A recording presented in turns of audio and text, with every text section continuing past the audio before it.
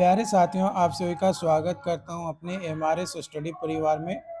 तो डियर, आज की इस वीडियो में जैसा कि आपको पता है कि हम लोग जो है बिल्डिंग मटेरियल है ना, हम लोग building material and constructions, building material and constructions, ये जो सब्जेक्ट है आपका सिविल इंजीनियरिंग का, इसका हम लोग प्रैक्टिस कर रहे थे। इसमें वेरियस क्वेश्चंस हम देख रहे थे और उसका सॉल्यूशन देख रहे थे डिटेल में जितना पॉसिबल हो रहा था। तो हम हर चीज़ों को वन बाय वन आप लोगों के साथ डिस्कस कर रहे थे। तो कई सारे लोग हमारे साथ जुड़े और अपनी चीज़ों को जो है सॉल्व किया। तो यहाँ पे हमारा जो सवाल है वो ये है पहला कि as per IAS 3129, as per IAS 3129 के हिसाब से हमारा permissible tolerance for length of finished board का, है ना, फिनिश्ड बोर्ड का कितना होगा। परमिसिबल टोलरेंस बताना है। क्या बताना है? परमिसिबल टोलरेंस जो है आपको यहाँ पे बताना है कि कितना होगा। ठीक है, परमिसिबल टोलरेंस जो है ये आपको बताना है।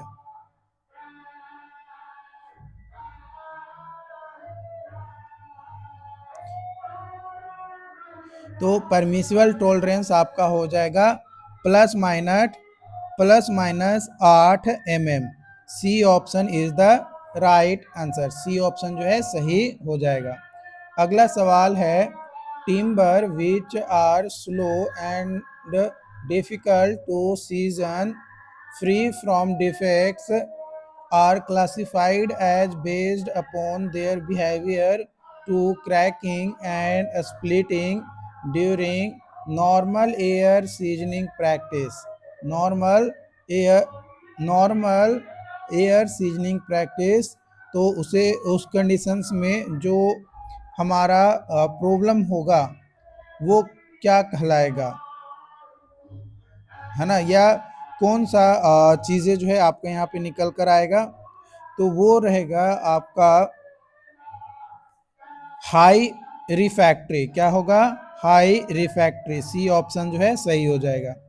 अगला सवाल है, which type of trees grow inward and fibrous mass is seen in their longitudinal section. तो वो हो जाएगा आपका यहाँ पे इंडोजीनियस ट्रीज। क्या हो जाएगा? Endogenous trees. अगला क्वेश्चन है, which property of timber makes it resistant to corrosion and rust. Which property of timber makes it resistant to corrosion and rust. तो वो होता है आपका non metallic composition. Option D is the right answer. अगला सवाल है, timber can be treated to make it fire resistance. मैंने timber जो है ट्रीट किया जाता है इस तरीके से कि वो फायर रेजिस्टेंट हो सके। तो किस प्रोसेस के माध्यम से हम ट्रीटमेंट करते हैं? किस प्रोसेस के माध्यम से हम ट्रीटमेंट करते हैं? तो हम ट्रीटमेंट करते हैं with the process soaking it in ammonium sulphate. Ammonium sulphate से इसको भिगाते हैं। बी ऑप्शन जो है सही उत्तर हो जाएगा। अगला सवाल है, identify the defect in timber में कौन सा डिफेक्ट है उसको आइडेंटिफाई करना है। When it is not caused bye seasoning of timber के द्वारा नहीं होता है, तो वो कहलाता है रिड गैल। क्या होता है? रिड गैल। Option C is the right answer. अगला क्वेश्चन है कंसीडर करना है बोथ स्टेटमेंट्स को with respect to the maximum thickness of particle board and identify करना है करेक्ट ऑप्शंस को। तो यहाँ पे स्टेटमेंट जो है आपका दिया गया है, यहाँ पे स्टेटमेंट जो है आपका दिया गया है। पहला स्टेटमेंट है as per IS 3129 1995 the maximum thickness of low density particle board shall be 50 mm। कितना होता है? 50 mm। बिल्कुल ये ट्रू स्टेटमेंट है। दूसरा स्टेटमेंट है as per IS 3129 1995 the maximum thickness of insulation particle board shall be 40 mm। Particle board कितना होता है? 40 mm। तो भैया ये स्टेटमेंट आपका गलत है। तो स्टेटमेंट 1 जो है सही है और स्टेटमेंट 2 जो है गलत है। तो बी ऑप्शन जो है सही हो जाएगा। अगला सवाल है आपका timber test specimen of size 50 × 50 mm in cross section and 150 mm in length was tested for its specific gravity. If a specimen weighs 250 gram and has 15% of moisture content, calculate its specific gravity by accounting the moisture content। है ना, moisture content को account करते हुए specific gravity जो है आपको calculate करना है। क्या करना है? स्पेसिफिक ग्रेविटी आपका कैलकुलेट करना है। यहाँ पे ऑप्शंस आपका दिया गया है 4 ऑप्शंस। तो देखो स्पेसिफिक ग्रेविटी के लिए फॉर्मूला हो जाएगा हमारा फॉर्मूला क्या यूज करेंगे हम? WI/VI into 100/100 plus m। तो ये हो जाएगा आपका यहाँ पे 250 डिवाइडेड बाई 375 गुने 100/100 प्लस 15। तो यहाँ से कैलकुलेट करेंगे तो हमारा आ जाएगा 0.579। तो ऑप्शन नंबर डी में आपका दिया गया है। किस में दिया गया? ऑप्शन नंबर डी में आपका दिया गया है। अगला सवाल है defects due to fungi. Defects due to fungi occur when moisture content of timber is above. Moisture content of timber is above कितना से ऊपर होता है? तो 20% से ज़्यादा होता है। अगला क्वेश्चन है आपका सिलेक्ट करना है यहाँ पे करेक्ट ऑप्शंस को फॉर गिवन स्टेटमेंट। यहाँ पे स्टेटमेंट दिया गया है, उसमें से करेक्ट स्टेटमेंट को जो है फाइंड आउट आपको करना है। तो पहला स्टेटमेंट है आपका due to their low strength particle board are less durable than plywood and solid wood. However using laminates और veneers on surface can add to improve durability. बिल्कुल सही बात है। और दूसरा स्टेटमेंट है a layer of melamine can be applied to the top surface of particle boards to make them fire resistance. बिल्कुल ये भी बात सही है। तो स्टेटमेंट 1 एंड 2 दोनों ही स्टेटमेंट जो है सही है। तो ए ऑप्शन सही हो जाएगा। अगला क्वेश्चन है which of following is manufactured from particles. Which of following is manufactured from particles of wood or other ligno cellulose materials which are agglomerated, formed and pressed together using an organic binder together in the presence of heat, pressure and moisture। in the presence of heat, pressure and moisture। तो कौन सा होगा?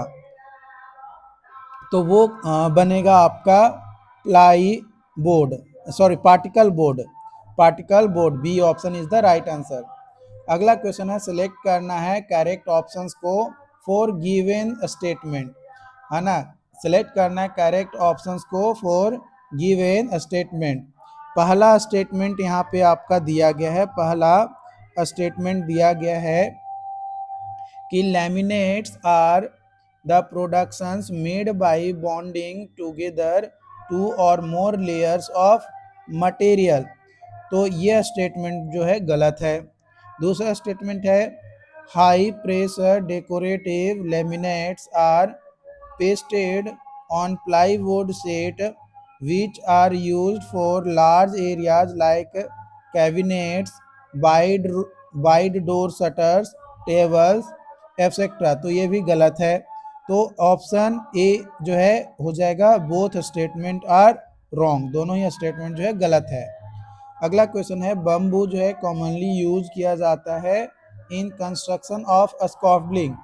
स्कॉफलिंग के लिए bridge या structure में due to it's क्यों use किया जाता है बम्बू को स्कॉफलिंग के तौर पे कंस्ट्रक्शन पर्पस के लिए? तो वो यूज किया जाता है because of its strong fibre content, elasticity and tensile strength. तो ए 1 2 3 तीनों ही पॉइंट सही है। अगला सवाल है which of following types of trees belong the endogenous tree. कौन सा ट्री टाइप ऑफ ट्री जो है बिलोंग करता है इंडोजीनियस ट्री के अंतर्गत, इंडोजीनियस ट्री के अंतर्गत? तो बम्बू। कौन सा हो जाएगा? बम्बू। डी ऑप्शन जो है सही हो जाएगा। अगला क्वेश्चन है during the particle board construction by pressing in the parallel plates process what is the orientation of wood particle. Wood particle का ओरिएंटेशन क्या होता है with respect to plane of board, plane of board के? तो वो होता है 90 degree. कितना होता है? 90 डिग्री। बी ऑप्शन जो है सही हो जाएगा। अगला सवाल है the type of timber recommended for, the type of timber recommended for constructional purpose whose modulus of elasticity in bending is 12.5 kilo newton पर mm स्क्वायर है। तो किस तरीके का टिम्बर होगा या किस ग्रुप का टिम्बर होगा? तो ग्रुप ए का टिम्बर होगा, ग्रुप ए का टिम्बर होगा। अगर ए वर्ब 12.5 किलो न्यूटन पर mm स्क्वायर हमारा मॉडुलस ऑफ इलास्टिसिटी है इन बेंडिंग में, तब। अगला क्वेश्चन है which of following is obtained by rotating log of wood against a sharp knife of rotary cutter, rotary cutter के? तो होता है veneers, veneers. Option B is the right answer. अगला क्वेश्चन है fill in the blanks is characterised due to swelling caused by the growth of layers and sapwood over wounds after a branch has been cut off in an irregular manner, cut off in an irregular manner। तो वो कहलाता है आपका रिडगेल। क्या कहलाता है? रिडगेल। अगला question है portion of trunk, the portion of trunk having inner annular rings surrounded by pith, उसको क्या कहा जाता है? तो उसको कहा जाता है आपका hot wood, hot wood. C option is the right answer. अगला क्वेश्चन है during construction of particle board, during construction of particle board in extrusion pressing process what is the orientation of wood particle, what is the orientation of wood particles with respect to plane of wood, with respect to plane of board? तो with respect to plane of wood वो हमारा होता है 90 degree. C option सही हो जाएगा। अगला question है as per Indian standard IS 287/1993 के हिसाब से India is divided into how many zones based on relative humidity for air seasoning of timber, air seasoning of timber के लिए? तो 4 जोन 1 2 3 4, जोन 1 2 3 4, जिसका जोन 1 से जोन 4 के बीच में जो औसत ह्यूमिडिटी होता है 40 डिग्री से लेके आपका 67 डिग्री के तक होता है, मतलब इससे कम और इससे ज़्यादा ये आपका रेंज होता है। ठीक है, अगला क्वेश्चन है अकॉर्डिंग टू IS 287/1993 के हिसाब से in classifying timber the average annual relative humidity of zone 4 region of India is more than, किससे ज़्यादा होता है, तो 67% से ज़्यादा होता है। डी ऑप्शन जो है आपका हो जाएगा, डी ऑप्शन जो है हो जाएगा। अगला सवाल है chemical compounds such as dichloro diphenyl trichloroethane DDT are applied on wood for prevention of, किसको प्रिवेंट करने के लिए अप्लाई करते हैं, तो इंसेक्ट से प्रिवेंट करने के लिए। D option is the right answer.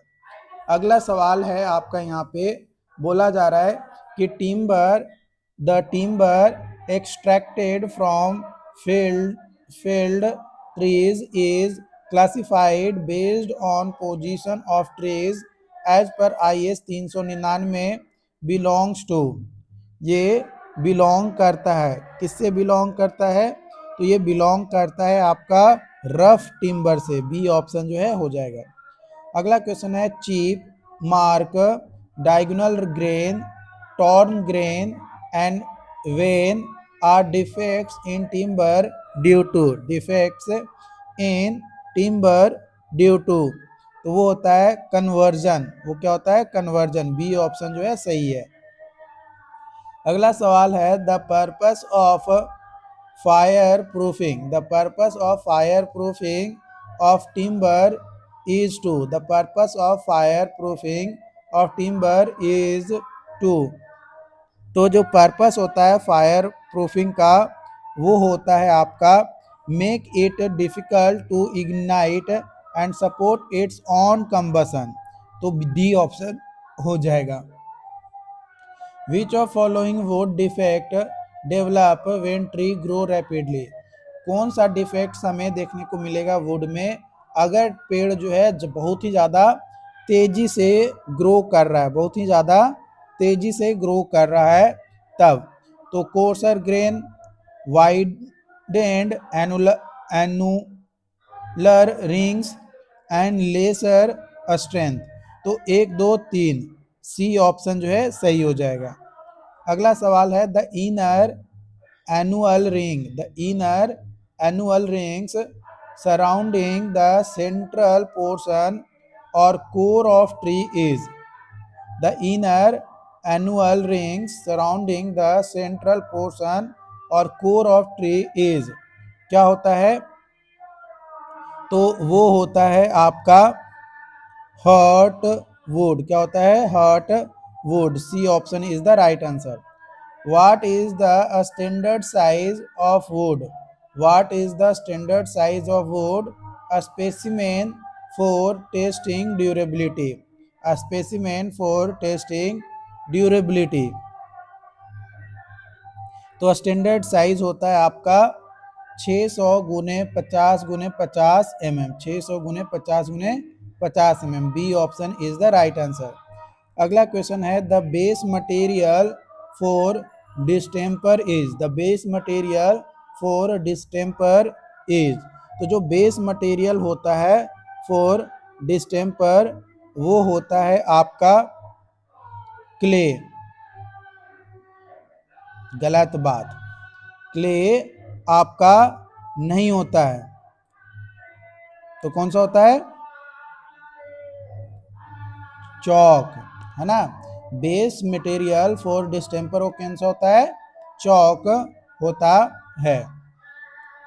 अगला क्वेश्चन है fill in the blanks are longitudinal cracks in wood which is usually normal to the annual ring, annual ring, तो वो कहलाता है आपका चेक्स। बी ऑप्शन हो जाएगा। अगला क्वेश्चन है बेस मटेरियल फॉर डिस्टेम्पर, तो वो होता है चौक। क्या होता है? चौक होता है। अगला सवाल है रेजिन्स आर।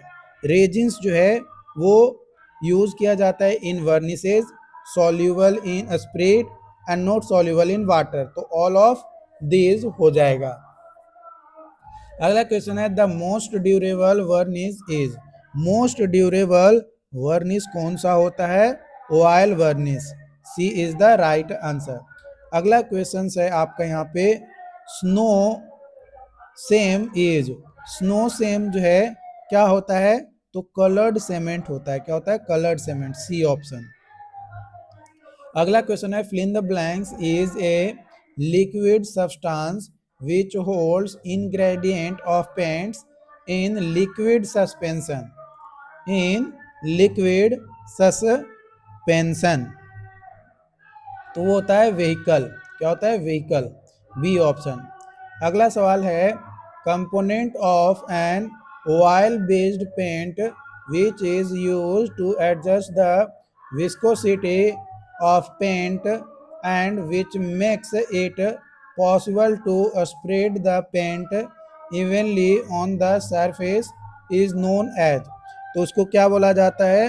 उसको बोला जाता है vehicle, B option is the right answer. अगला क्वेश्चन है turpentine oil is used in paint as. Turpentine oil को किस तरीके से यूज किया जाता है पेंट में? तो थिनर के तौर पे यूज किया जाता है। Option D is the right answer. अगला क्वेश्चन है paint which has high reflective property. The paint which has high reflective property, तो जो पेंट होता है which has high reflective property वो होता है ब्रॉन्ज पेंट। क्या होता है? Bronze paint, A is the right answer. अगला क्वेश्चन है which of following paints has the least adhesive power on a smooth surface and is ideal for rough surface? Which of following paints has the least adhesive power on a smooth surface and is ideal for rough surface? तो वो होता है आपका यहाँ पे cement paint, D is the right answer. अगला सवाल है Which of the following is a vehicle used in making paints? Which of following is a vehicle used in making paints? तो वो होता है आपका antimony white, antimony white, D is the right answer. अगला सवाल है अ सॉल्यूशन ऑफ रेजिन और resinous substance dissolved in alcohol, turpentine and spirit is called, spirit is called, तो वो सॉल्यूशन कौन सा होगा? वो सॉल्यूशन कौन सा होगा? तो वो सॉल्यूशन होगा वर्निस। क्या हो जाएगा? वर्निस, ए इज द राइट आंसर। अगला क्वेश्चन है आपका यहाँ पे, अगला क्वेश्चन है आपका यहाँ पे arrange the following steps, arrange the following steps for painting of surface in A sequential manner. किसमें? सीक्वेंशियल मैनर में अरेंज करना है। तो हो जाएगा सबसे पहले सरफेस प्रिपरेशन, फिर आपका आ जाएगा प्राइम कोट, उसके बाद आ जाएगा फर्स्ट कोट, उसके बाद आ जाएगा फाइनल कोट। ठीक है, तो 4 3 2 1, 4 3 2 1, तो ये हमारा आ जाएगा, है ना।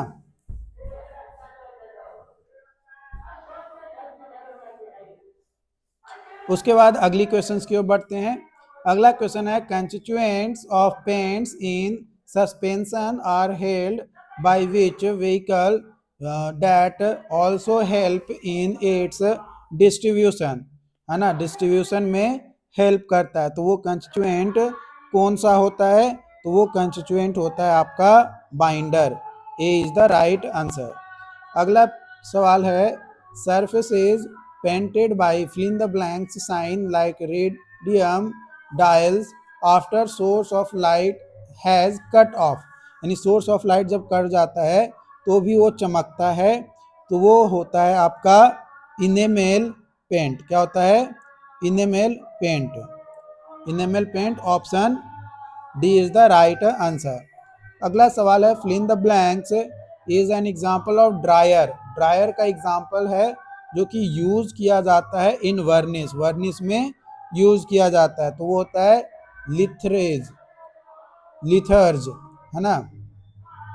अगला सवाल है which of following is an example, which of following is an example, which of following is an example of a dryer used in varnish, used in varnish, तो वो होता है आपका lead acetate, lead acetate. D is the right answer.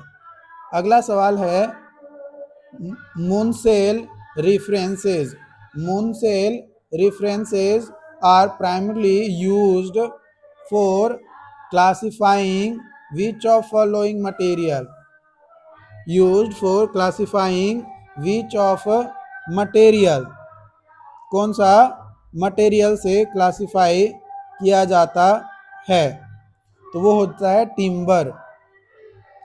B option हो जाएगा। अगला सवाल है the vehicle which hold the constituent of paint in suspension and make it possible to spread the paint evenly and uniform on the surface is called, surface is called,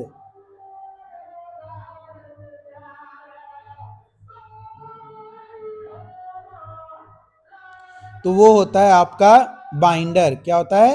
binder उसको कहते हैं। C option सही हो जाएगा। अगला सवाल है during white lead is added, during painting white lead is added to paint and act करता है, किस तरीके से ये एक्ट करता है, तो बेस के तौर पे ये एक्ट करता है। B option is the right answer. I hope कि ये तमाम चीज़ें आपको जो है समझ में आया हो। अगर फिर भी कोई डाउट्स रहता है, कोई कन्फ्यूजन रहता है किसी भी सवाल में, तो आप हमें कमेंट करके ज़रूर बताइए। डेफिनेटली इस पे आगे की और प्रोसीड किया जाएगा और इस पे आगे और एक्शंस लिया जाएगा। हम कोशिश करेंगे कि आपको और बेहतर से बेहतर कंटेंट प्रोवाइड करा सकें। Okay, thank you.